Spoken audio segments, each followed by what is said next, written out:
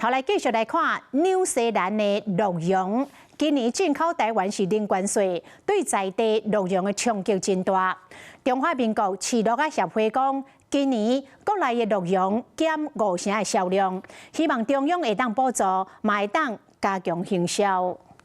国西乡是国内鹿茸上大的产地，今年纽西兰进口鹿茸零关税，对在地产业有真大的冲击。因零关税，因的成本就是降低，今年也是影响大概4、5成左右。业者嘛表示，国内甲进口的品质是差真济。因的介绍较俗啊，咱家是主要人工在饲养的，较新鲜，品质都无同款。我们台湾是属于精致化的管理，有一个国产鹿茸的 QR code 认证，可以做这个鹿茸的追溯一个品质保证。 让消费者可以分辨我们本土跟进口鹿茸的一个差别。中华民国饲鹿仔协会嘛会争取农业部的纾困专案，南投县府嘛会透过无共管道来做行销。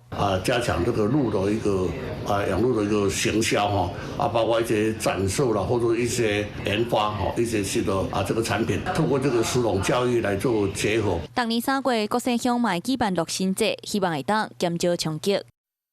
Hello， 我是庄慧琪。想要抢先掌握最及时的新闻资讯吗？赶快订阅、按赞、开启小铃铛，锁定华视新闻 YouTube 频道。